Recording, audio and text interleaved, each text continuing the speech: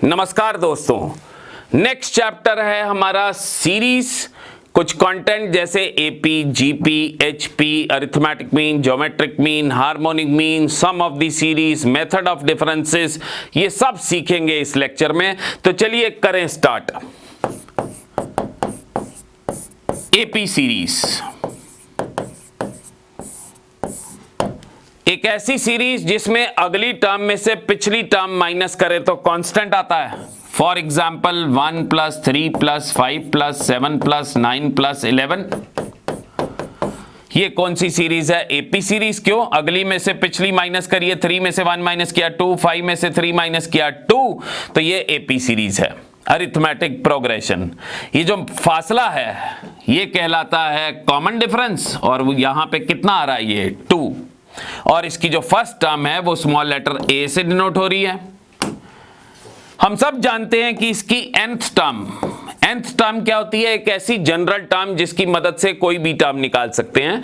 AP series की nth term होती है a + n - 1 टाइम्स d। यानी इस पर्टिकुलर सीरीज की nth टर्म निकालें, a हमारे पास कितना है? 1, और ये जो कॉमन डिफरेंस यानी फासला है 2 का है, इसको सिंप्लीफाई करें तो 2n - 1 आ गया। यानी इस पर्टिकुलर सीरीज की nth टर्म है 2n - 1। सपोज कीजिए मेरे को 50वीं टर्म चाहिए, तो n की जगह 50 भर देते हैं, तो 50 दून 100 - 1 99। इस सीरीज की 50वीं टर्म आ गई 99। तो ये बना जी एपी सीरीज की nth टर्म का फॉर्मूला। अब स्टूडेंट्स, जैसे nth टर्म निकली वैसे ही सम ऑफ n टर्म्स, उसका फॉर्मूला हम जानते हैं n/2 2a + n - 1 times d। यहां पे n है, मान लीजिए पहली 10 टर्म्स का सम निकालना है, तो n की जगह 10 भर दीजिए। a फर्स्ट टर्म है, d फासला है, कॉमन डिफरेंस भरिए, आंसर प्राप्त कीजिए। एक बात याद रखिए, ये पहली n टर्म्स का सम है और इसको मॉडिफाइड फॉर्म में लिख सकते हैं। Sum of n terms is n/2 into first term plus last term. ठीक होगी बात? तो ये है हमारे पास सम ऑफ n टर्म्स निकालने का फॉर्मूला। अब कुछ और छोटी छोटी बातें एपी सीरीज की। Character of AP series.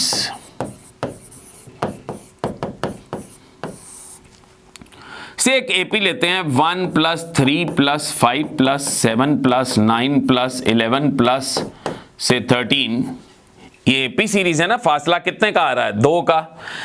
देखिए शुरू से पहली आखिरी से पहली, इसको जब ऐड करेंगे तो 1 + 13 14 आ रहा है। शुरू से दूसरा आखिरी से दूसरा ऐड कीजिए 14। शुरू से तीसरा आखिरी से तीसरा ऐड करिए 14। शुरू से चौथा 7 है, आखिरी से चौथा भी 7 है, तो ऐड किया 14। यानी in an AP series sum of the terms equidistant from beginning and end is always same. ठीक होगी बात? देखिए ये तो बेसिक बातें हैं जो आप 10th क्लास से सीखते आ रहे हैं। हम फोकस करेंगे इस लेक्चर में जेई पॉइंट ऑफ व्यू, कैसे आपके सवाल बनेंगे, क्या क्या चीजें, क्या फाइनर पॉइंट्स हैं जो आपके दिमाग में होने चाहिए, और क्वेश्चन कैसे बनेंगे। तो ये तो हमने सीखा कैरेक्टर ऑफ एपी सीरीज। अब कुछ और बातें कैरेक्टर के अंदर ही आएंगी। सपोज कीजिए एपी सीरीज है 1 + 4, ये कितने का फासला बनाने लगा हूं? 3 का। आगे आएगा 7, आगे आएगा 10, उसके आगे 13। ये एक एपी सीरीज है। फासला कितने का है? फासले से मेरा मतलब कॉमन डिफरेंस 3 का है। अब सपोज कीजिए मैं हर एक टर्म में 2 2 2 प्लस कर देता हूं। हर एक टर्म में 2 प्लस किया तो 1 + 2 3 हो गया, 4 + 2 6 हो गया, 7 + 2 9 हो गया, ये 12 हो गया, ये 15 हो गया। जरा चेक कीजिए क्या ये एपी सीरीज है? बिल्कुल है। फासला देखिए फिर कितने का है? 3 का। फासला 3 का है ना, तो क्या शिक्षा मिली कि एपी सीरीज की हर एक टर्म में कुछ ऐड करने पे, कोई सेम चीज ऐड करने पे एपी ही रहती है और कॉमन डिफरेंस को फर्क नहीं पड़ता। अब ऐसे ही जैसे हमने ऐड किया से सब्ट्रैक्ट करते हैं, मैं सब में से 2 2 2 माइनस कर देता हूं। 1 में से 2 माइनस किया -1 हो गया, 4 में से 2 2 हो गया, यहां 5 हो गया, यहां 8 हो गया, यहां 11 हो गया। चेक कीजिए क्या ये फिर एपी सीरीज है? बिल्कुल है। अगले में से पिछला माइनस कीजिए तो 2 माइनस -1 कितना हो जाएगा? 3। 5 में से 2 गए 3, 8 में से 5 गए 3। यानी एपी सीरीज की हर एक टर्म में से कुछ माइनस करने पे एपी ही रहती है और फासले को फर्क नहीं पड़ता। फासला मतलब कॉमन डिफरेंस। अब हमने ये तो सीख लिया ऐड करने पे फर्क नहीं पड़ता, एपी रहती है, कॉमन डिफरेंस उतना ही रहता है। सब्ट्रैक्ट करने पे एपी ही रहती है, कॉमन डिफरेंस उतना ही रहता है। अब जरा मल्टीप्लाई करें, से सब टर्म्स को 2 से मल्टीप्लाई कर दूं। 1 को 2 से मल्टीप्लाई किया, ये 2 आ गया, यहां 4 × 2 8 हो गया, ये 14 हो गया, ये 20 हो गया, ये 26 हो गया। जरा ध्यान से देखिए क्या ये एपी सीरीज है? 8 में से 2 गए 6, 14 में से 8 गए 6, 20 में से 14 गए 6। यस, एपी तो है, पर फासला तो इस बारी कितना आ गया है? 6 का। तो क्या शिक्षा मिली कि एपी में कुछ मल्टीप्लाई करने पे एपी ही रहती है और कॉमन डिफरेंस उसी हिसाब से बदल जाएगा जैसा आपने टर्म्स के साथ व्यवहार किया है। हर एक टर्म को आपने 2 से मल्टीप्लाई किया है, तो पुराना कॉमन डिफरेंस था 3, तो नया कॉमन डिफरेंस 2 से मल्टीप्लाई हो जाएगा। जैसा आप एपी के साथ करोगे मल्टीप्लिकेशन के केस में, वैसा ही कॉमन डिफरेंस के साथ हो जाएगा। और सेम सिनेरियो डिवीजन के लिए है। से मैं हर एक टर्म को 2 से डिवाइड कर दूं तो ये कितना बनेगा? 1/2, 4/2, 7/2, 10/2। चेक कीजिए जरा, 4/2 में से 1/2 गए 3/2, 7/2 में से 4/2 गए 3/2। यस, ये एपी सीरीज तो है, पर इसका जो कॉमन डिफरेंस आ रहा है, ओरिजिनल का कॉमन डिफरेंस था 3। मैंने हर एक टर्म को 2 2 2 से डिवाइड किया तो कॉमन डिफरेंस भी 2 से डिवाइड हो गया, यानी 3/2 हो गया। तो शिक्षा क्या मिलती है कि एपी में कुछ प्लस करने पे, माइनस करने पे, मल्टीप्लाई करने पे, डिवाइड करने पे एपी ही रहती है और प्लस माइनस करने से फासले को, कॉमन डिफरेंस को फर्क नहीं पड़ता और मल्टीप्लाई डिवाइड करने पे कॉमन डिफरेंस उसी हिसाब से बदल जाता है जैसा व्यवहार आप टर्म्स के साथ कर रहे हो। बात समझ गए हैं? ये तो कैरेक्टर ऑफ एपी सीरीज हुआ। अब स्टूडेंट्स कुछ छोटी मोटी बातें, अगर सम ऑफ n टर्म्स में से सम ऑफ n-1, ये तो जनरल बात होगी, अगर मैं n टर्म्स के सम में से n-1 टर्म्स का सम माइनस कर दूं तो मेरे पास कौन सी टर्म आ जाएगी? nth टर्म आ जाएगी। ये तो दुनिया की हर सीरीज के लिए लागू एक रिजल्ट है, पर इसको आप याद रख लीजिए। एक और बात, से sum of n terms of AP series is 3n² plus 2n plus 5। तो इमीडिएटली ये चीज सरासर गलत है। किसी एपी सीरीज के सम में कभी कांस्टेंट टर्म हो नहीं सकती। उस बात का लॉजिक क्या है कि भाई सम का आप फॉर्मूला ही देखिए, तो सम ऑफ n टर्म्स क्या था? n/2। बाहर भाई n से मल्टीप्लाई हो रहा है, कोई चीज n से मल्टीप्लाई हो रही है तो कांस्टेंट कैसे आ जाएगा? यानी एपी सीरीज के सम में कभी भी कांस्टेंट टर्म नहीं आती। इतनी बातें क्लियर हैं। तो चलिए आगे बढ़ते हैं। अब भाई how to suppose numbers in AP series. AP is arithmetic progression। सबसे पहले ऑड काउंट। मान लीजिए आपने 3 नंबर सपोज करने हैं, 5 नंबर सपोज करने हैं, 7 नंबर सपोज करने हैं, तो क्या करना है? इसको ऐसे याद कीजिए, जब ऑड काउंट हो तो फासला 1D का रखना है। जैसे मान लीजिए 3 नंबर सपोज करने हैं आपने, 3 नंबर सपोज करने हैं तो बीच में रखिए a और 1D का फासला दे दीजिए, a minus D, a plus D. जरा चेक कीजिए, पहली बात तो ये 3 नंबर बन गए और ये एपी सीरीज है। अगले में से पिछला माइनस करिए, ए में से ये माइनस करेंगे तो डी आ रहा है, इसमें से ये माइनस करेंगे तो डी आ रहा है। तो ये 3 नंबर, ऐसे नंबर क्यों माने जाते हैं? बाई चांस इसको प्लस कीजिए, इन सब टर्म्स को प्लस करेंगे तो डी डी कट जाएगा, एक वेरिएबल कट जाएगा, सवाल हो जाएगा आसान। अब नहीं समझे बात तो एक बारी और समझ लीजिए। मान लीजिए 5 नंबर सपोज करने हैं, तो बीच में रखिए ए, 2 यहां लिखिए, 2 यहां लिखिए और 1 डी का फासला दे दीजिए, यानी a minus D, A minus 2d, इधर आया a plus d, a plus 2d। जरा चेक कीजिए, 2 यहां पे, 2 यहां पे, 4 और 1 5। ऐसे नंबर क्यों माने गए? क्योंकि इन सबको ऐड करेंगे तो 2d कट जाएगा, डी कट जाएगा, एक वेरिएबल कट जाएगा, सवाल हो जाएगा आसान। एक बार और देख लीजिए, अगर शक है तो 7 नंबर सपोज करने हैं, बीच में रखिए a, यहां पे 3 लिखिए, यहां पे 3 लिखिए, 1d का फासला दे दीजिए, यानी a minus D, A minus 2d, A minus 3d, इधर आएगा a plus d, a plus 2d, a plus 3d। So this is how we suppose numbers in AP when the count is odd। बात समझ गए? अब even count में numbers कैसे suppose करते हैं?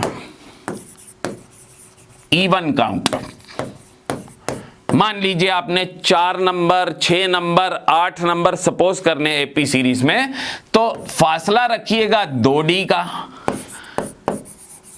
और 4 नंबर सपोज करने हैं तो आपने क्या करना है, 4 में से 1 कम कर देना है, यानी 3d से शुरू करना है। कैसे शुरू करना है? a माइनस 3d, दोबारा 4 नंबर सपोज करने हैं तो 1 कम d से शुरू करना है, a माइनस 3d और 2d का फासला देते जाना है। आगे आएगा a minus D, a plus d, a plus 3d। जरा चेक कीजिए, 1 2 3 4, ये कितने नंबर हो गए? 4 नंबर। ऐसे नंबर क्यों माने जाते हैं? जब इनको ऐड करेंगे तो 3d कट जाएगा, डी कट जाएगा, एक वेरिएबल खत्म हो जाएगा, सवाल हो जाएगा आसान। एक और देख लीजिए, मान लीजिए 6 नंबर सपोज करने हैं, तो मैंने क्या कहा था, 6 में से 1 कम कर दीजिए, 5d से शुरू करेंगे, a माइनस 5d और 2d का फासला देते जाएंगे, a minus 3d, a minus d, a plus d, a plus 3d, a plus 5d। 1 2 3 4 5 6, और ये देखिए जरा एपी सीरीज है, बिल्कुल है, फासला कितने का है? 2d का। ऐसे नंबर क्यों माने गए? जब इन सब को ऐड करेंगे, 5d कट गया, 3d कट गया, डी कट गया, एक वेरिएबल कट गया, सवाल हो गया आसान। तो ये तरीका है एपी में नंबर्स को सपोज करने का। अब आप कहेंगे कि ऐसे नंबर्स क्यों नहीं सपोज किए, सीधे सीधे नंबर सपोज कर लीजिए, a plus d, a plus 2d, ये भी तो एपी सीरीज है। हाँ जी, ऐसे नंबर भी मान सकते हैं, पर ऐसे नंबर आप तब मानिए जब उस सवाल में सम का रेफरेंस ना हो। यानी देखिए, इसमें अगर इन सब को ऐड करेंगे, एक वेरिएबल कट रहा है ना, अगर सवाल में सम का रेफरेंस है, मतलब वो जो एपी की टर्म्स हैं उसको प्लस करना पड़ रहा है, हमें उनको ऐड करना पड़ रहा है, तब आप वो जो मैंने अभी नंबर्स लेने सिखाए तब वैसे मानिए। अगर सम का रेफरेंस नहीं है तो आप साधारण एपी मान लीजिए, a plus d, a plus 2d, a plus 3d and so on. तो बात समझ गए हैं स्टूडेंट्स? ये कुछ बातें हमने की एपी सीरीज की, बेसिक बातें थी। अब चलते हैं हम अरिथमेटिक मीन पे। अरिथमेटिक मीन,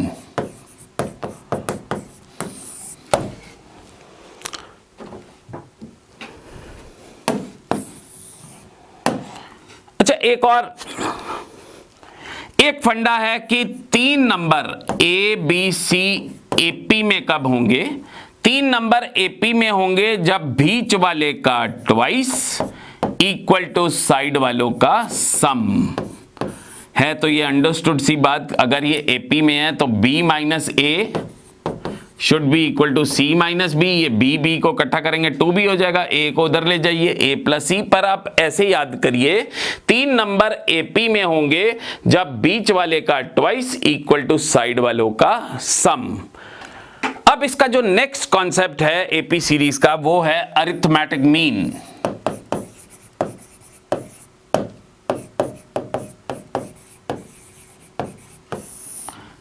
तो सबसे पहले single arithmetic mean, arithmetic mean को हम AM लिखेंगे। Capital A is said to be the single arithmetic mean between A and B if देखिए कैपिटल ए और बी का सिंगल अरिथमेटिक मीन तब कहलाएगा जब कैपिटल ए को ए और बी के बीच में रख दें और ये तीनों मिलके बना दें AP series. So capital A is said to be the single arithmetic mean of A and B if we insert capital A in between A and B, all of them forms AP series। और भाई 3 number AP में कब होते हैं? जब बीच वाले का twice is equal to side वालों का सम। तो यहां से हमारे पास सिंगल अरिथमेटिक मीन की वैल्यू आ गई A प्लस B बाई 2। तो इसको हम याद रखेंगे। एक एग्जाम्पल देखें, 1 and 9 का सिंगल AM, 1 और 9 का सिंगल AM क्या बनेगा? 1 प्लस 9 बाई 2 यानी 10 बाई 2 5। क्यों है ये सिंगल AM? क्योंकि अगर मैं 1 और 9 के बीच में 5 को रख देता हूं तो ये तीनों मिलके कौन सी सीरीज बना रहे हैं? AP series. आप देख सकते हैं फासला कितने का है? 4 का। इतनी बात क्लियर हो गई। तो सिंगल अरिथमेटिक मीन ए और बी का क्या होता है? ए प्लस बी बाई 2। जैसे स्टूडेंट्स हमने एक मीन रखा है ए और बी के बीच में, हम एक से ज्यादा मीन भी रख सकते हैं। तो अगला फंडा क्या है? Inserting multiple means between A and B.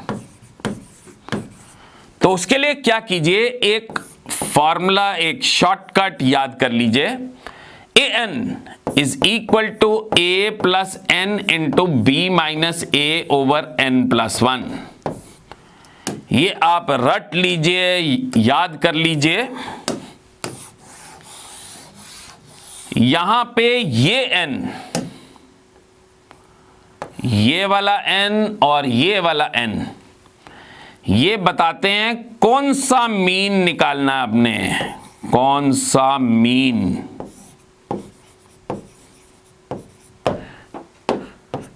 और ये n बताएगा कितने मीन हमने फिट किए, कितने मीन फिट किए। याद करने का तरीका, ये n कौन सा, ये n कितने, जरा अप्लाई करें। सपोज कीजिए स्टूडेंट्स 2 और से 18 में हमने 20 अरिथमेटिक मीन्स इंसर्ट कर दिए और पेपर में आपसे पूछ ले कि भाई 13वां मीन बताइए, तो क्या करना है आपने? मैं ऊपर वाला थोड़ा मिनिमाइज करूं ताकि नजर आए। यही फॉर्मूला लगा देना आपने, a plus N into B minus A over N plus 1। ये n और ये n कौन सा मीन, और ये है कितने मीन फिट किए। फॉर्मूला साइड पे लिखूं ताकि आपको लगाना आ जाए, a plus N into B minus A over N plus 1। देखिए कौन सा, ये जो अंडरलाइन किया है ये कौन सा? 13th। a क्या है? a है फर्स्ट टर्म, फर्स्ट टर्म कितनी है मेरे पास? 2। n है कौन सा? 13th। b है हमारी लास्ट टर्म 18। a थी हमारी फर्स्ट टर्म 2। और ये n है कितने मीन फिट किए, कितने मीन फिट किया आपने? 20।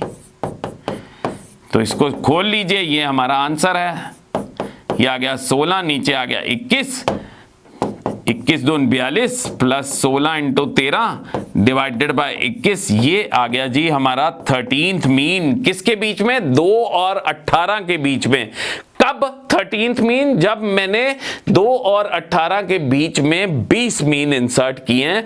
तो स्टूडेंट इस फॉर्मूले को आप मेमोराइज रटिए,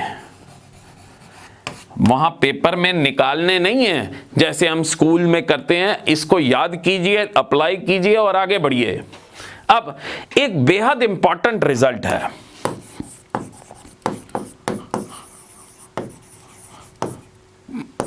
सपोज कीजिए ए और बी के बीच में हमने n मीन्स इंसर्ट कर दिए हैं, A1, A2, A3 and so on AN. These are n means which are inserted between A and B. तो एक रिजल्ट है, इन n मीन्स का सम A1 plus A2 plus and so on AN, in n means का sum is n times the single mean of A and B. Single mean of A and B. यानी ये जो n means हमने insert किए हैं A और B के बीच में, इसका सम n times the single mean. A और B का सिंगल मीन क्या पढ़ाया था आपको, A प्लस B बाई 2। बेहद बेहद इंपॉर्टेंट रिजल्ट है, तो इसको भी आपने याद करना है। तो स्टूडेंट ये एपी सीरीज के सफिशिएंट रिजल्ट हैं।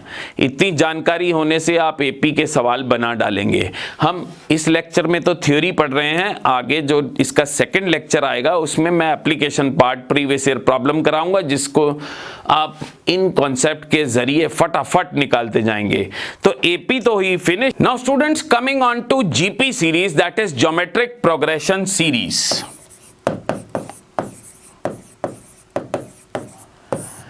एक ऐसी सीरीज जिसमें अगली टर्म को पिछली टर्म से डिवाइड करने पे सेम चीज आए, यानी एक कांस्टेंट आता जाए। फॉर एग्जाम्पल से 1 plus 2 plus 4 plus 8 plus 16 plus 32 plus 64 and so on. ये एक जीपी सीरीज है। क्यों? अगली टर्म को पिछली से डिवाइड करिए, 2 को 1 से डिवाइड करेंगे 2, 4 को 2 से डिवाइड कीजिए 2, 8 को 4 से डिवाइड कीजिए 2। ये जो डिवाइड करके आ रहा है इसको कॉमन रेशो कहते हैं। और फर्स्ट टर्म यहां पे 1 है, ये होगी हमारी जीपी सीरीज। जब अगले को पिछले से डिवाइड करने पे सेम आए, इसका रिजल्ट, इसकी जो nth टर्म है यानी एक जनरल टर्म जिसकी मदद से कोई भी टर्म निकालेंगे, वो होगी ARn-1। ये जो R है ये कॉमन रेशो होती है, यानी इस पर्टिकुलर एग्जाम्पल की nth टर्म A कितना है मेरे पास 1, कॉमन रेशो कितनी है हमारे पास 2, यानी 2 raise to the power n-1 इस सीरीज की nth टर्म है। सपोज करिए इस सीरीज की आपको कहे वो 50वीं टर्म निकालिए, तो n की जगह आप 50 भर दीजिए, तो 2 रेज़ टू द पावर 49 हमारा आंसर आ जाएगा। बात समझ गए हैं? अब कुछ रिजल्ट्स देखें जीपी सीरीज के। जैसे हमने nth टर्म निकाली, अब पहली n टर्म्स का सम चाहिए। अगर पहली n टर्म्स का सम, तो वो होता है a into 1 minus Rn over 1 minus R। ये है पहली n टर्म्स का सम। R कॉमन रेशो है, n हो गया कितनी टर्म्स का सम चाहिए, और a फर्स्ट टर्म। एक बात याद रखिएगा, R 1 नहीं होना चाहिए, नहीं तो ये फॉर्मूला एप्लीकेबल नहीं होगा, डिनोमिनेटर 0 हो जाएगा।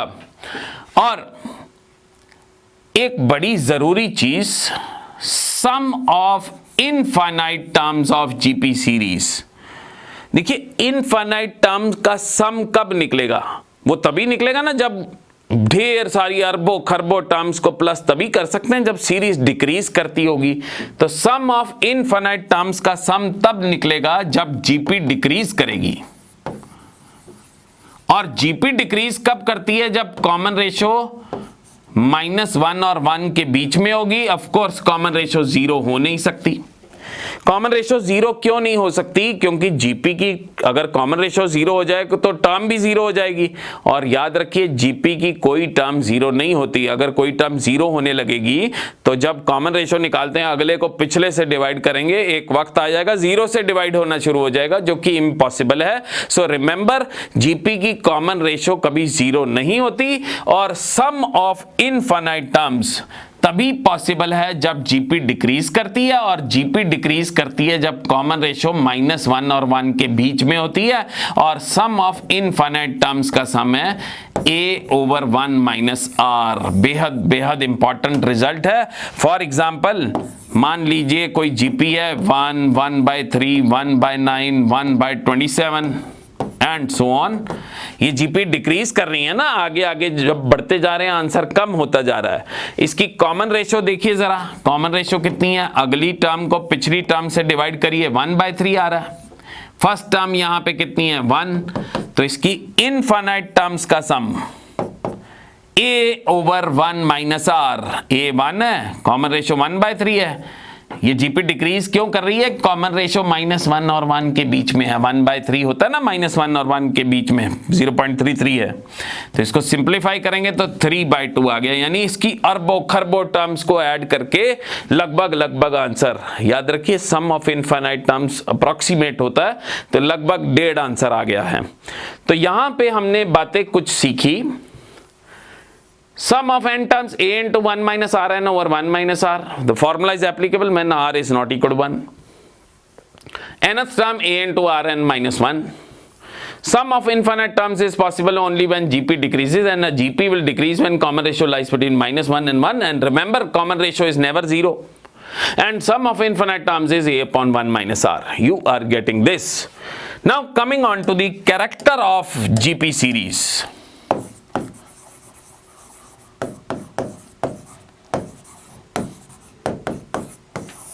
कोई जीपी कंसीडर करते हैं से 2 प्लस से 4 plus 8 plus 16 plus 32। Is this GP series? Absolutely yes. क्यों? अगली को पिछली से डिवाइड करें, 4 को 2 से डिवाइड किया 2, 8 को 4 से डिवाइड किया 2। कैरेक्टर क्या है? जैसा एपी में होता था कि शुरू से पहला आखिरी से पहला उसको प्लस करने पे सेम आता है, यहां पे शुरू से पहला 2 है, आखिरी से पहला 32 है। इनको मल्टीप्लाई कीजिए, 32 को 2 से मल्टीप्लाई करेंगे 64, शुरू से दूसरा आखिरी से दूसरा इसको मल्टीप्लाई करिए, 16 × 4 64, शुरू से तीसरा 8 है, आखिरी से तीसरा 8 है, इनको भी मल्टीप्लाई करिए 64। यानी जीपी सीरीज का क्या कैरेक्टर हुआ कि product of the terms equidistant from beginning and end is always same. जैसे एपी में sum of the terms equidistant from beginning and end is always same, वैसे ही जीपी में product of the terms equidistant from beginning and end is always same. अब कुछ और बातें character में। सपोज कीजिए एक मेरे पास जीपी सीरीज है 1 + 2 + 4 + 8 + 16 एंड सो ऑन। इसकी कॉमन रेशो देखिए जरा 2 आ रही है। देखिए जैसे एपी में पढ़ा था कि एपी की हर एक टर्म में कुछ प्लस करने पे, माइनस करने पे, मल्टीप्लाई करने पे, डिवाइड करने पे एपी सीरीज ही रहती है। पर जीपी में हर एक टर्म में कुछ प्लस कर देंगे तो जीपी बिगड़ जाएगी, जीपी नहीं रहेगी। हर एक टर्म में कुछ माइनस कर दें तो जीपी नहीं रहेगी। हाँ, हर एक टर्म में कुछ मल्टीप्लाई कर दें, से मैं कुछ मल्टीप्लाई करने का मतलब सेम नंबर मल्टीप्लाई किया, सब में 3 मल्टीप्लाई कर दूं, ये 3 आ गया, ये 6 आ गया, ये 12 हो गया, ये 24 हो गया, ये 48 हो गया। जरा देखिए ओरिजिनल वाली जीपी थी विद कॉमन रेशो 2, ये भी क्या जीपी सीरीज है? यस। 6 को 3 से डिवाइड करेंगे 2, 12 को 6 से करें 2, 24 को 12 से करें 2, 48 को 24 से करें 2। Yes, this is GP series with the same common ratio. And suppose करिए मैं सबको 3 से डिवाइड कर दूं तो ये 1/3, 2/3, 4/3, 8/3 ऐसा बन गया। जरा देखिए क्या ये जीपी सीरीज है? अगली टर्म को पिछले से डिवाइड करूंगा, 2/3 को 1/3 से डिवाइड करेंगे 2, इसको इससे करें 2। Yes, this is again GP series with the same common ratio.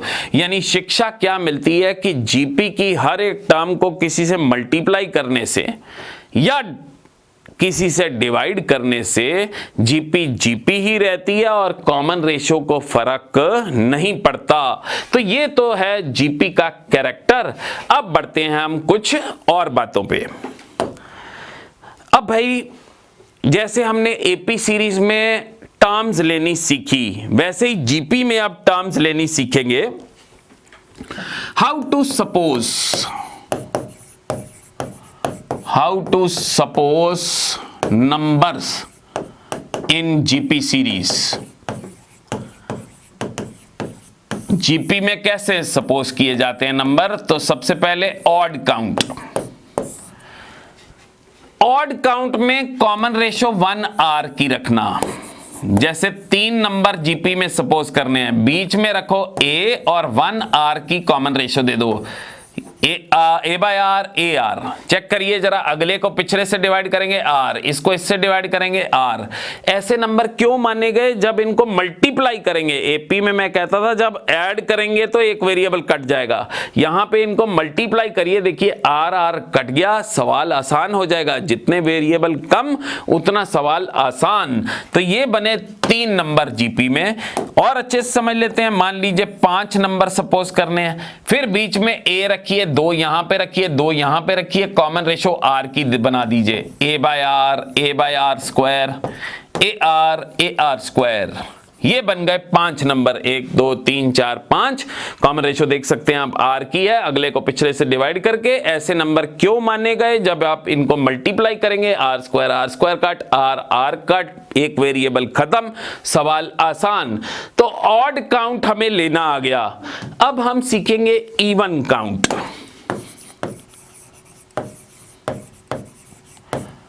Even count में कॉमन रेशो R स्क्वायर की रखना।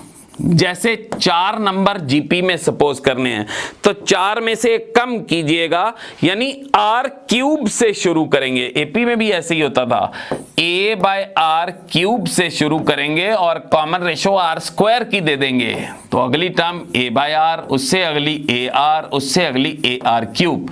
ये जीपी सीरीज है, बिल्कुल है। अगले को पिछले से डिवाइड करिए R स्क्वायर, इसको इससे करिए R स्क्वायर, इसको इससे करिए R स्क्वायर। ऐसे नंबर क्यों माने जा रहे हैं? क्योंकि जब आप इनको मल्टीप्लाई करेंगे, R क्यूब कट जाएगा, R कट जाएगा, एक वेरिएबल खत्म हो जाएगा, सवाल हो जाएगा आसान। एक और देख लेते हैं, सपोज करिए 6 नंबर मानने हैं जीपी में, तो 6 में से कम कीजिए, 5। A बाय आर 5 से शुरू करेंगे, R स्क्वायर की कॉमन रेशो दे देंगे, A by R cube, A by R, AR cube, AR 5। 1 2 3 4 5 6 number है। ऐसे नंबर क्यों माने जा रहे हैं? मल्टीप्लाई करिए, R कट जाएगा, सवाल आसान हो जाएगा। So this is how we suppose numbers in GP series. वहां पे भी मैंने एक बात बोली थी एपी में, यहां पे भी बोलने जा रहा हूं। ऐसे नंबर तब मानिए जब सवाल में प्रोडक्ट का मेंशन है, क्योंकि तभी फायदा ना। अगर प्रोडक्ट का नहीं मेंशन तो आप तो सीधे सीधे number AR square, AR cube ऐसे नंबर भी मान सकते हैं। तो इस तरह के नंबर आप तब मानिए जब सवाल में प्रोडक्ट का मेंशन नहीं है। ठीक होगी बात? अच्छा, अब एक और बात देखें। ऊपर जब हमने सम का फॉर्मूला लिखा था, सम ऑफ n टर्म्स, वो था A into 1 minus RN over 1 minus R। मैंने यहां कह दिया कि R1 नहीं होना चाहिए, वो तो अंडरस्टूड है। अगर R1 हो गया तो नीचे 0 आ जाएगा और सम डिफाइंड नहीं होगा। पर what happens, what if R is 1? देखिए अंडरस्टूड सी बात है, अगर किसी जीपी सीरीज की कॉमन रेशो 1 हो गई तो वो तो एक कांस्टेंट सीरीज बन गई। क्या ये जीपी सीरीज है? यस। अगले को पिछले से डिवाइड करिए, 1, इसको इससे 1, इसको इससे 1, इसको इससे 1। तो शिक्षा, अगर कॉमन रेशो 1 है तो जीपी एक कांस्टेंट सीरीज है। ऑफ कोर्स वो कांस्टेंट 0 नहीं हो सकता, तो एक कांस्टेंट सीरीज है। और कांस्टेंट सीरीज एक ऐसी सीरीज है जो एपी में भी है और जीपी में भी है। क्या ये एपी सीरीज बन रही है? यस। अगले में से पिछला माइनस करें तो कितना आ रहा है? 0। तो शिक्षा क्या बन रही है कि कांस्टेंट सीरीज। कांस्टेंट सीरीज से मेरा क्या मतलब कि बदले ना, 2 + 2 + 2 + 2 ऐसे, 5 + 5 + 5 + 5 ऐसे। कांस्टेंट सीरीज जीपी में भी होती है, कॉमन रेशियो 1 के साथ, और एपी में भी होती है कॉमन डिफरेंस 0 के साथ। बात समझ गए हैं। अब 3 नंबर्स, कुछ और बातें। 3 numbers A B C GP में होंगे जब बीच वाले का स्क्वायर इक्वल टू साइड वालों का प्रोडक्ट। इसको इसी स्टाइल में याद कीजिए। 3 नंबर जीपी में होंगे जब बीच वाले का स्क्वायर इक्वल टू साइड वालों का प्रोडक्ट। इसका प्रूफ बड़ा आसान है। अगर ये जीपी सीरीज है तो अगले में से पिछला डिवाइड करें, अगले को पिछले से डिवाइड करें, अगले को पिछले से डिवाइड करें तो सेम आना चाहिए। बी मल्टीप्लाई हुआ बी स्क्वायर हो गया, ए सी मल्टीप्लाई हुआ ए सी। तो इस तरह से याद करें जैसे एपी सीरीज में याद किया था कि 3 नंबर एबीसी एपी में कब होते हैं, जब बीच वाले का ट्वाइस इक्वल टू साइड वालों का sum. You are getting this. तो भाई ये तो बेसिक रिजल्ट हैं जीपी के जो सबको आने चाहिए। अब एक जो अगली बात है ज्योमेट्रिक मीन। जैसे वहां पे आपने अरिथमेटिक मीन पढ़ा था, यहां पे geometric mean GM, single GM between A and B. अच्छा एक बात याद रखिए कि जीएम हमेशा पॉजिटिव नंबर्स के बीच में होता है और खुद भी पॉजिटिव होता है। इस बात को आप याद रखिएगा। GM is itself positive and it is between positive numbers. So suppose A and B are positive numbers. Okay, now suppose A and B are positive numbers. So capital G is said to be the single GM between A and B if capital G single GM कहलाया A और B के बीच में। अगर capital G को A और B के बीच में रख दें तो ये तीनों मिलके जीपी सीरीज बनाएं। और अगर ये जीपी सीरीज है तो बीच वाले का स्क्वायर इक्वल टू साइड वालों का प्रोडक्ट।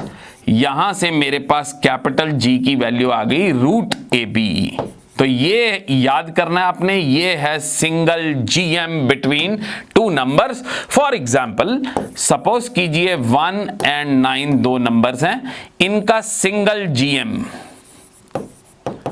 G क्या होगा, √A into B यानी √1 into 9 जो कि आ गया 3। इसको समझे हम, अगर मैं 1 और 9 के बीच में 3 को रख देता हूं तो इन तीनों ने मिलके कौन सी सीरीज बनाई, जीपी सीरीज। देख सकते हैं अगले को पिछले से डिवाइड करने पे 3 आ रहा है यानी एक जीपी सीरीज है। अब भाई ये तो हमने सिंगल जीएम इंसर्ट किया। अब अगर एक से ज्यादा जीएम इंसर्ट करने हैं तो क्या करना है, तो अगला फंडा है inserting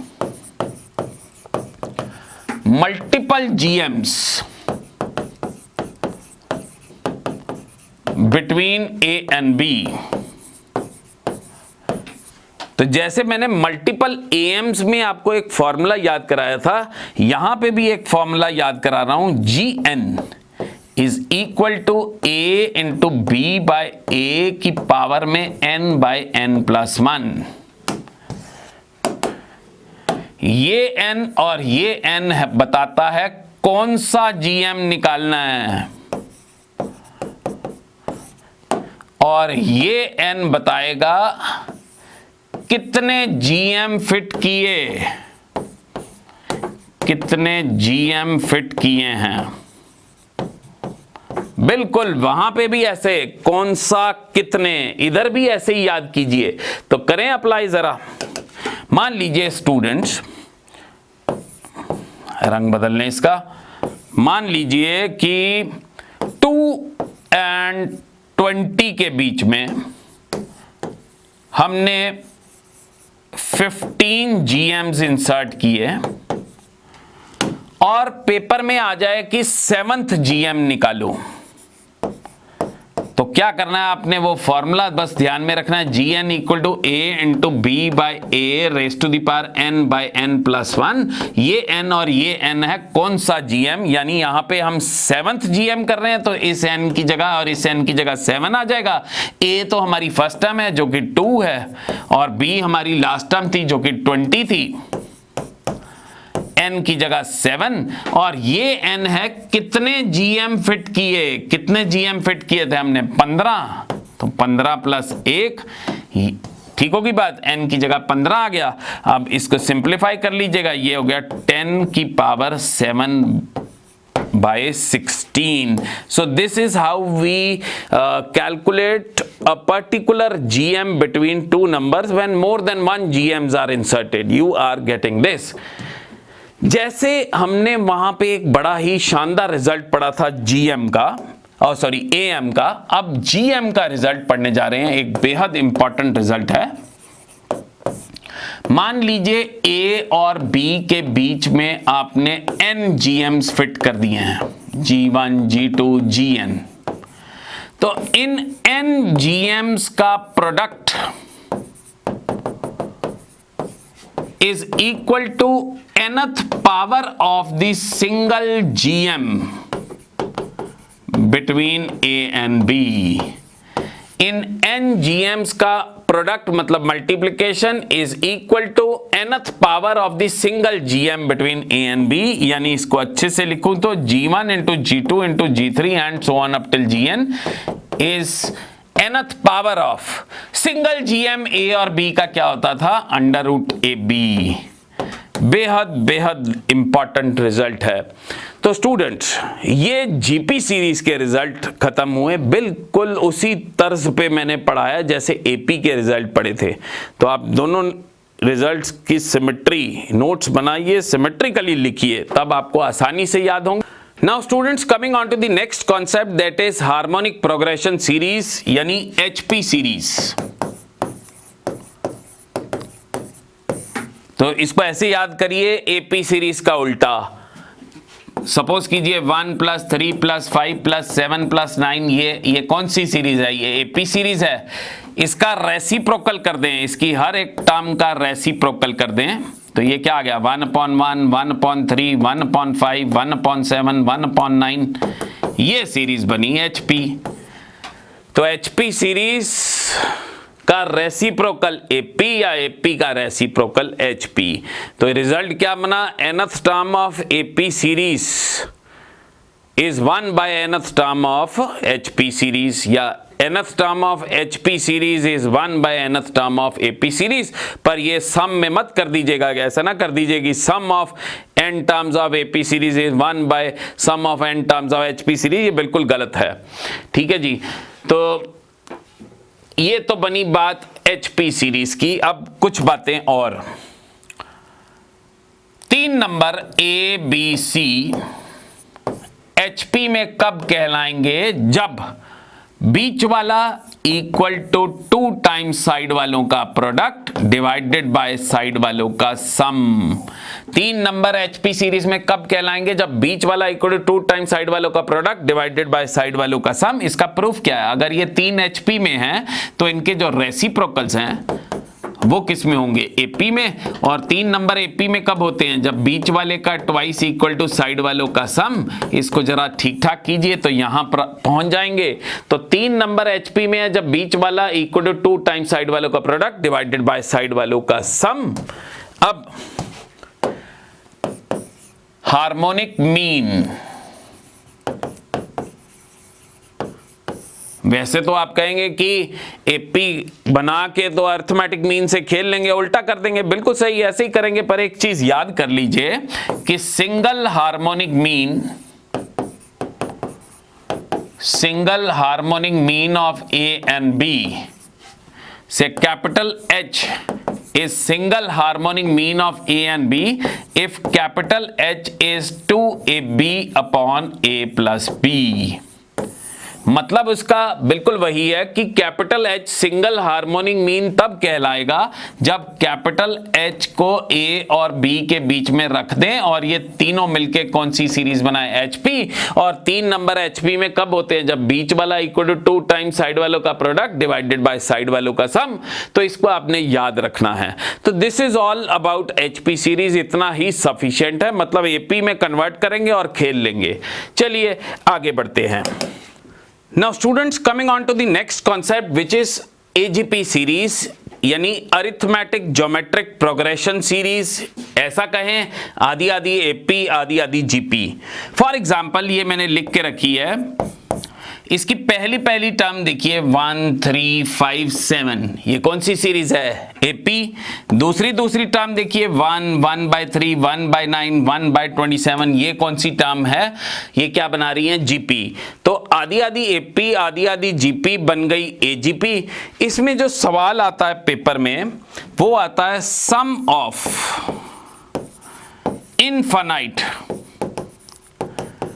terms of AGP series, AGP की इनफाइनाइट टर्म्स का सम। तो इसके स्टेप्स हैं कुछ। पहला स्टेप क्वेश्चन को एस मान लेना, दूसरा स्टेप जीपी की कॉमन रेशो से मल्टीप्लाई करना है, कॉमन रेशो से मल्टीप्लाई, और एक एक धक्का मारना है, और एक एक राइट साइड पे शिफ्ट करना है, राइट साइड पर धक्का लगाना है, शिफ्ट करना है, फिर सब्ट्रैक्ट कर देना है, और ऐसा करने पे बहुत शानदार चीज बनेगी। तो हम एक एग्जांपल लेते हैं। सपोज कीजिए स्टूडेंट्स, हमारे पास क्वेश्चन है कि find sum of infinite terms, find sum of infinite terms of say this 1 into 1 3 into 1 by 3 plus 5 into 1 by 9 plus 7 into 1 by 27। पहले तो ये एजीपी सीरीज है, बिल्कुल है। क्यों? पहली टर्म 1 3 5 7 एपी बना रही है, दूसरी 1 by 3 1 by 9 1 by 27 जीपी बना रही है, और ये एक घटती हुई सीरीज है क्योंकि आगे जा रहे हैं तो कम हो रहा है इफेक्ट ना, तभी इनफाइनाइट टर्म्स का सम तभी निकलता है जब सीरीज डिक्रीज होती हो।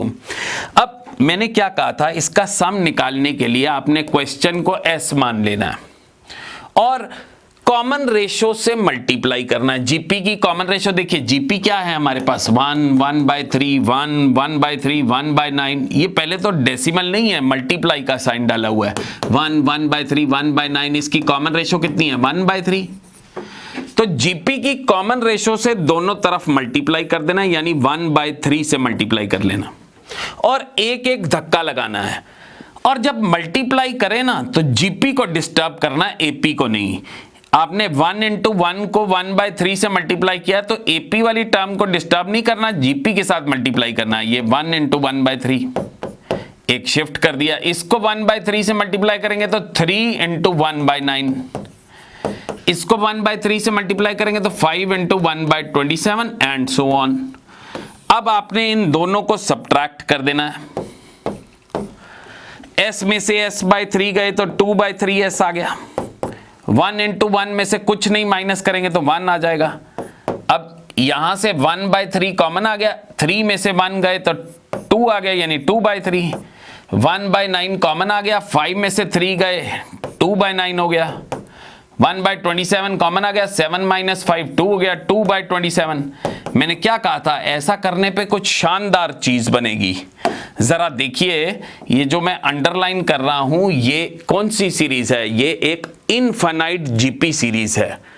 देखिए है ना, अगले को पिछले से 1 को छोड़ के, कई बारी 1 समेत जीपी बन जाती है, इस बारी नहीं बनी तो 1 को छोड़ देते हैं और बाकी टर्म्स देखिए जीपी बन रही है। अगले को पिछले से डिवाइड करिए 1/3, अगले को पिछले से 1/3, और 1/3 is lying between -1 and 1, therefore this series is decreasing GP. Now what is the sum of decreasing GP? मैंने आपको भली भांति पढ़ाया, जीपी की इनफाइनाइट टर्म्स का सम होता है a/1 माइनस कॉमन रेशो। ठीक होगी बात? इसको थोड़ा और सिंप्लीफाई कीजिए तो 2/3s equal to 1 plus 2/3 upon 2/3, 2/3 cancel हो गया, 1 + 1 2 आ गया, ये 2 से 2 निपट गया, s की वैल्यू 3 आ गई। यानी हमारा जो sum of infinite terms of this very AGP series it comes out to be nearly equal to 3। तो यही टेक्निक आपने याद करनी है। कई किताबों में फॉर्मूला याद कराते हैं तो वो मेमोराइज नहीं करना, ये टेक्निक याद रखनी है। चलिए आगे बढ़ते हैं। Now students, coming on to the next concept that is sum of the series. अब तरह तरह की सीरीज हो सकती हैं, एपीजीपी के अलावा भी बहुत सीरीज हैं, उनका सम अगर पूछ ले आपको तो कुछ फॉर्मूलाज याद रखिए। सिग्मा एन का मतलब होता है sum of first n natural numbers, और इसका आंसर है n/2 × n+1। ये तो एपी सीरीज का ही सम है। सिग्मा एन स्क्वायर होता है sum of squares of first n natural numbers, ये होता है n × n+1 × 2n+1/6। और सिग्मा एन क्यूब ये है sum of cubes of first n natural numbers, ये होता है n² × n+1 का होल स्क्वायर डिवाइडेड बाय 4, या ऐसा कहें कि ये सिग्मा n का होल स्क्वायर है। So these standard formulas you have to memorise. Students, case number 1 sum of the series topic का, जब मान लीजिए किसी सीरीज की nth टर्म हमने कैलकुलेट की और n न्यूमरेटर में बैठा हुआ है, तो आपने क्या करना है, nth टर्म को सिंप्लीफाई करना है और दोनों तरफ सिग्मा लगा देना है। इस बात को हम एक एग्जांपल से समझते हैं। सपोज कीजिए मेरे पास एक क्वेश्चन है कि find sum to 30 terms of, say this is the series 1 × 3 square plus 3 × 5 square plus 5 × 7 square and so on। देखिए ये सीरीज ना तो AP है, ना GP है, ना HP है। HP का तो वैसे भी सम नहीं होता, फिर भी सीरीज तो है क्योंकि रूल फॉलो हो रहा है। और इस सीरीज की 30 टर्म्स का सम निकालना है, तो आपने क्या करना है, इसकी nth टर्म कैलकुलेट करनी है। nth टर्म कैसे, सिमेट्री देखिए, इसकी पहली टर्म देखिए 1 3 5, ये क्या बन रही है, AP।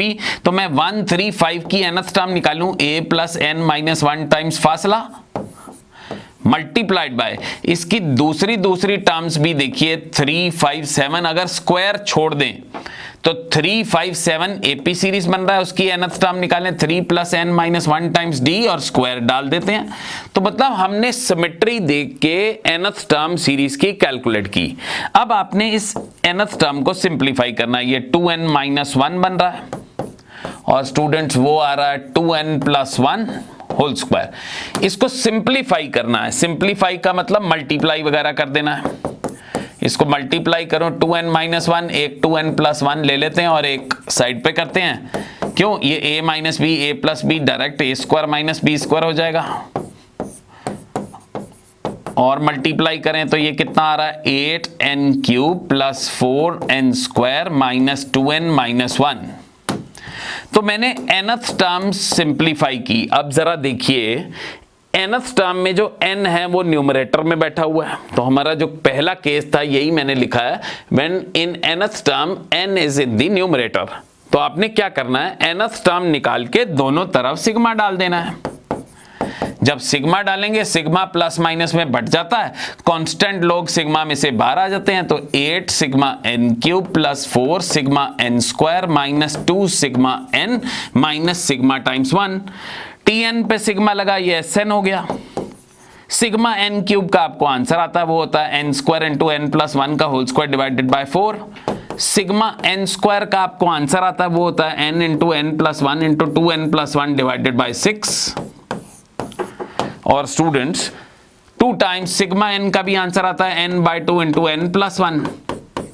देखिए 1 पे सिग्मा लगा है, इसका मतलब 1 is being added n times, तो 1 पे सिग्मा लगा तो आंसर आया 1n। अगर यहां सिग्मा 2 होता तो आंसर आता 2n। तो ये मेरे पास आ गया सम ऑफ n टर्म्स। उसने कहा था सम ऑफ 30 टर्म्स निकालो, तो जिधर जिधर n है उधर उधर आप 30 रखिए और आंसर प्राप्त कीजिए। तो ये है case number 1 when in the nth term n is in the numerator. Now students, coming on to case number 2 of sum of series. इसमें क्या होगा, nth टर्म में n पावर में बैठा होगा। एक सवाल से ही समझते हैं। सपोज कीजिए किसी सीरीज की nth टर्म है 3 × 2 की पावर n-1, तो हमने सम टू से 20 टर्म्स निकालना है। तो ऐसा मत कीजिएगा कि दोनों तरफ सिग्मा लगा दीजिए, वो तब करना जब n न्यूमरेटर में बैठा है, यहाँ पे n पावर में बैठा है। इसमें क्या करना है, आपने मैनुअली अपने हाथों से n को 1 भरना है। n को 1 भरा, 1 - 1 0 हो गया, फिर n को 2 भरना है, 2 - 1 1 हो गया, n को 3 भरना है। ऐसे चलते चलते लास्ट में n को n भर देना है, तो वो तो वही आ जाएगा। फिर इन सब को वर्टिकली ऐड कर देना है। ऐड करेंगे तो T1 से Tn Sn बन गया।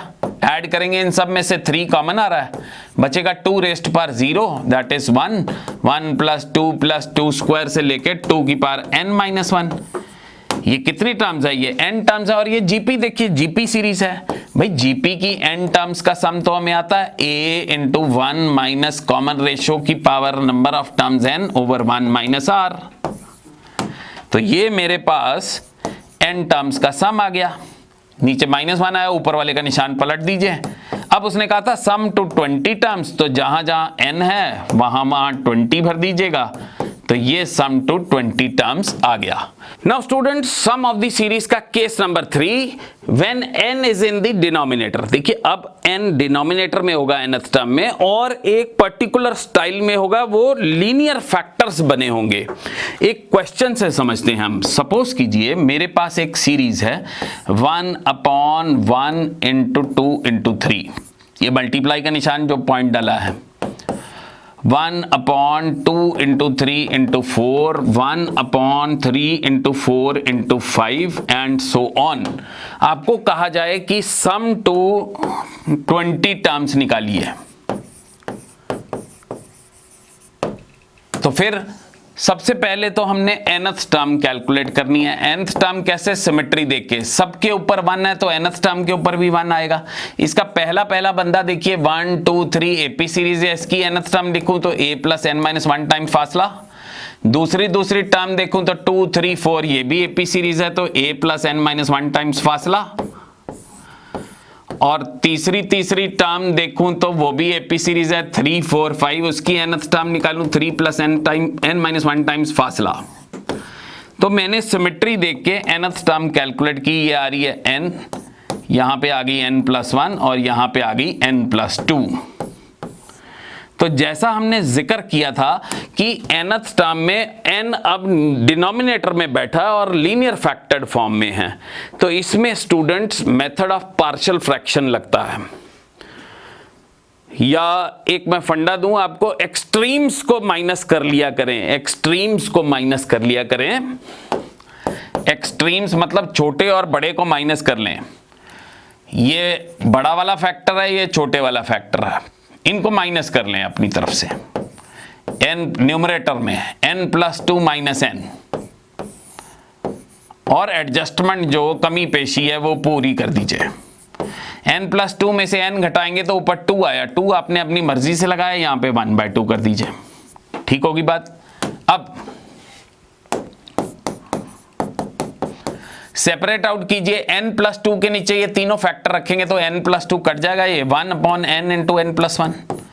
n के नीचे ये तीनों फैक्टर रखेंगे तो n कट जाएगा, ये 1/n + 1 × n + 2। So what I have done is I have written the nth term in a simplified form. Now what you do is n को 1 भरिए, n को 1 भरेंगे तो ये कितना आ जाएगा, 1/1 × 2 - 1/2 × 3। n को 2 भरिए, n को 2 भरेंगे तो ये 1/2 × 3 - 1/3 × 4। n को आप 3 भरिए, n को 3 भरेंगे तो ये 1/3 × 4 - 1/4 × 5। ऐसे चलते चलते n को n भरिए, n को n भरेंगे तो ये 1/n × n + 1। ऊपर देख लीजिए जरा, 1/n × n + 1 और 1/n + 1 × n + 2। तो हमने थोड़ा स्टाइलिश लिखा nth टर्म को, और इसको मैं थोड़ा छोटा कर लूं ताकि एक ही फ्रेम में आ जाए। अब आप इनको वर्टिकली ऐड कीजिए।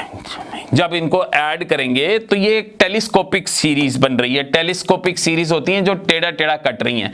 देखिए ये माइनस का ये प्लस का ये कट गया, ये माइनस का ये प्लस का कट गया, ये अपने नीचे वाले से कटेगा, ये ऊपर वाले से कटेगा। तो जब हम ऐड करेंगे T1 से लेकर Tn, ये बन जाएगा Sn। 1/2 1/2 1/2 सब में कॉमन आ गया। एक दो आदमी नहीं कटे, ये 1/1 into 2 दैट इज 1/2, और ये एक आदमी नहीं कटा 1/n+1 into n+2। You are getting this. अब आपके पास सम ऑफ n टर्म्स आ गया है। उसने कहा था सम टू 20 टर्म्स निकालिए, जहां जहां n है वहां 20 भरिए और आंसर पाइए। n की जगह 20 भरा, ये 21 हो गया। n की जगह 20 भरा तो ये 22 हो गया। इसको सिंप्लीफाई कर लीजिए, ये आ गया हमारा आंसर।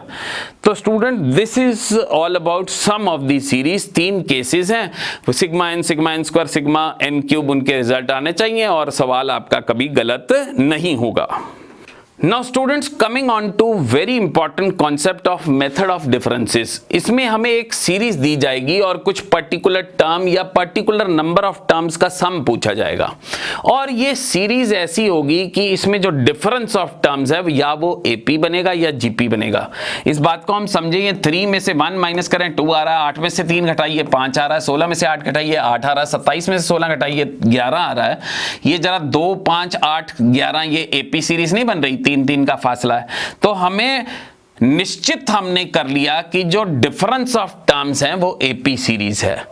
जब डिफरेंस AP या GP में होगा तब फंडा लगेगा MOD का, यानी मेथड ऑफ डिफरेंसेस का। आपने क्या करना है, इसकी nth टर्म को Tn मान लेना, एक बॉक्स सा बना देना है कि इसमें n टर्म्स लिखी गई हैं। ये टोटल काउंट कितना n, और इस सम को नाम S दे दिया। हमने क्या करना है, सेम सीरीज को दोबारा लिखना है, एक एक राइट साइड की तरफ धक्का मार के। तो 1 + 3 + 8 + 16 + and so on plus Tn। Box में कितनी टर्म्स हैं, n टर्म्स हैं। अब क्या करना है, इन दोनों को सब्ट्रैक्ट कर देना है, सब्ट्रैक्ट कर देना है। आइए करते हैं सब्ट्रैक्ट। हाँ जी, S में से S गया 0, ये 1 में से कुछ नहीं माइनस हुआ 1, 3 में से 1 माइनस किया 2, यहाँ कितना 5, यहाँ कितना 8, यहाँ कितना 11 एंड सो ऑन, वो माइनस Tn। ये बॉक्स में कितनी टर्म्स हैं स्टूडेंट, n टर्म्स हैं, तभी कि काउंट गलत ना हो जाए इसलिए मैंने बॉक्स बना के रखा।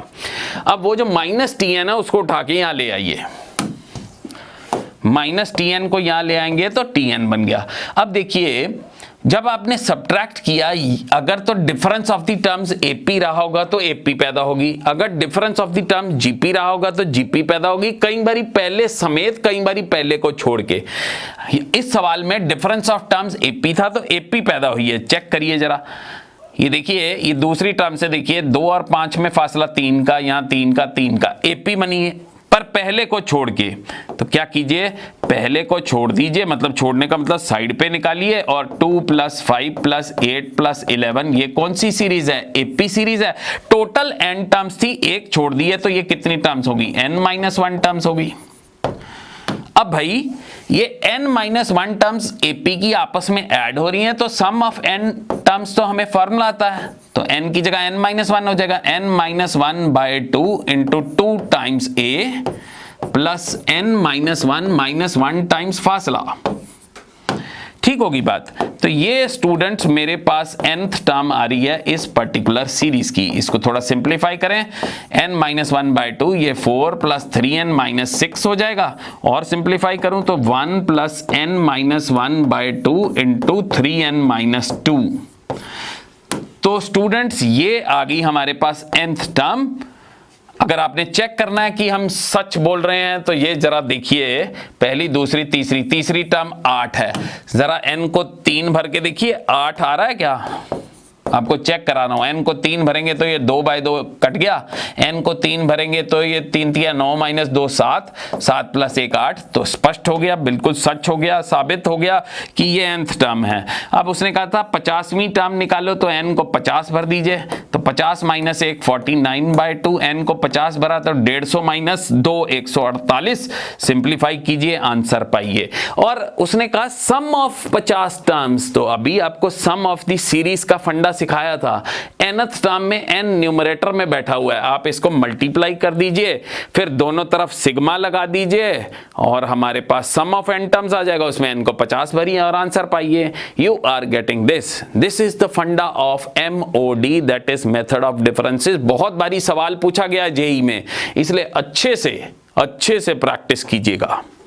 Now students, moving on to the next concept which is equally important, that is relation amongst arithmetic mean, geometric mean and harmonic mean। अब देखिए, मान लीजिए दो नंबर्स हैं A and B। मैं कन्वीनियंस के लिए दोनों पॉजिटिव मान लेता हूं क्योंकि पॉजिटिव नंबरों का GM होता है, ऑल्दो अर्थमेटिक मीन और हार्मोनिक मीन पे कोई पॉजिटिविटी की कंडीशन नहीं है, फिर भी मैं A और B को पॉजिटिव मान लेता हूं। अब स्टूडेंट्स, दो नंबरों का arithmetic mean, single arithmetic mean आपने पढ़ा a + b/2, single geometric mean पढ़ा आपने √ab, और सिंगल हार्मोनिक मीन भी पढ़ा आपने 2ab/a + b। ठीक होगी बात। याद रखिए कि जो अरिथमेटिक मीन होता है वो ज्योमेट्रिक मीन से बड़ा होता है और ज्योमेट्रिक मीन हार्मोनिक मीन से बड़ा होता है। This is the relation which exist amongst AM, GM and HM। You are getting this। And also remember, this equality will hold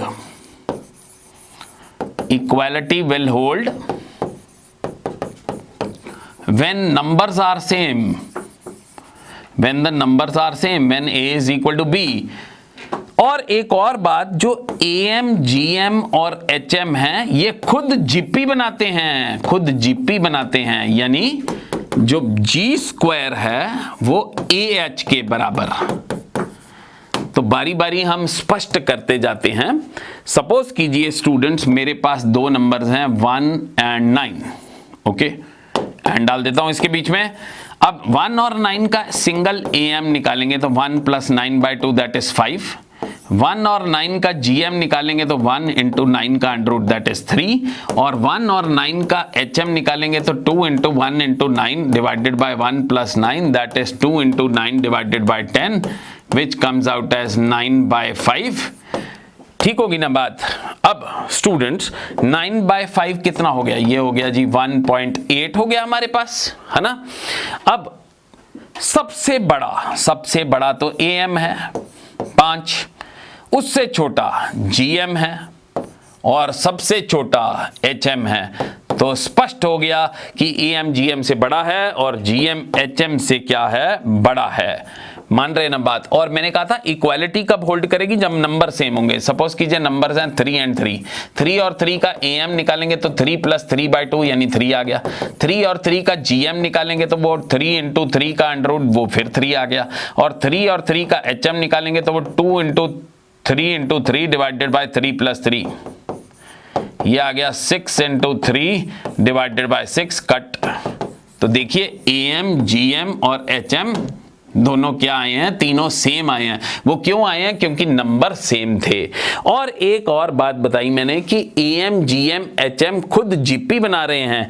यहां AM देखिए 5 आया था, GM क्या आया था? 3, और HM क्या आया? 9/5।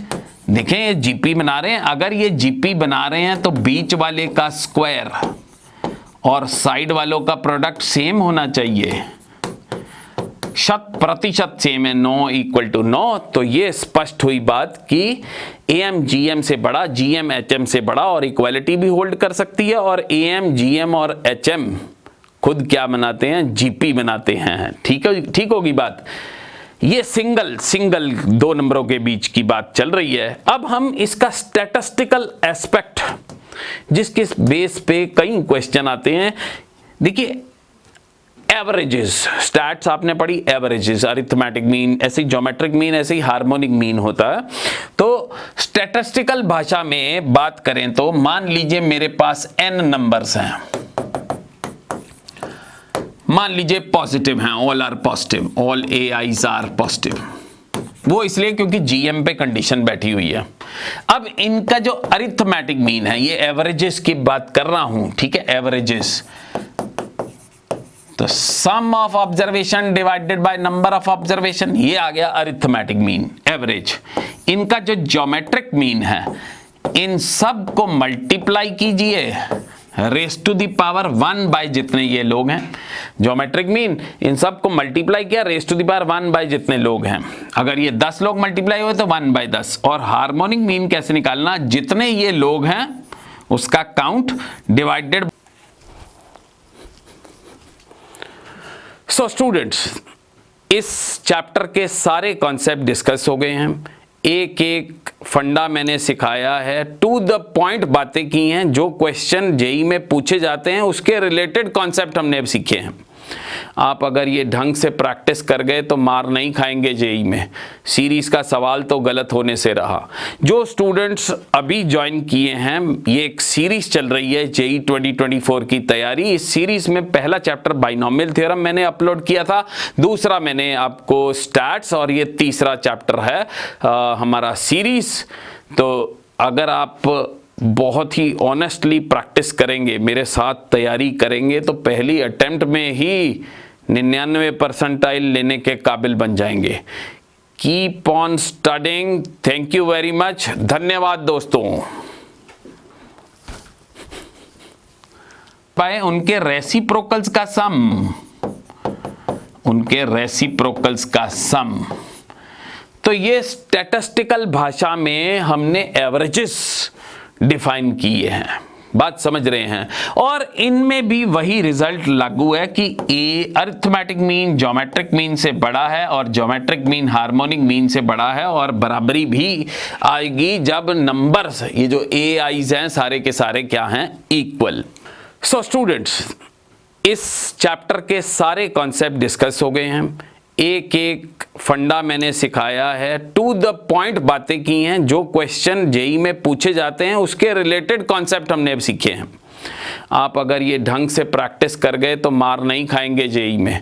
सीरीज का सवाल तो गलत होने से रहा। जो स्टूडेंट्स अभी ज्वाइन किए हैं, ये एक सीरीज चल रही है जेई 2024 की तैयारी। इस सीरीज में पहला चैप्टर बाइनोमियल थ्योरम मैंने अपलोड किया था, दूसरा मैंने आपको स्टैट्स, और ये तीसरा चैप्टर है हमारा सीरीज। तो अगर आप बहुत ही ऑनेस्टली प्रैक्टिस करेंगे, मेरे साथ तैयारी करेंगे, तो पहली अटेम्प्ट में ही 99 परसेंटाइल लेने के काबिल बन जाएंगे। Keep on studying. Thank you very much. धन्यवाद दोस्तों।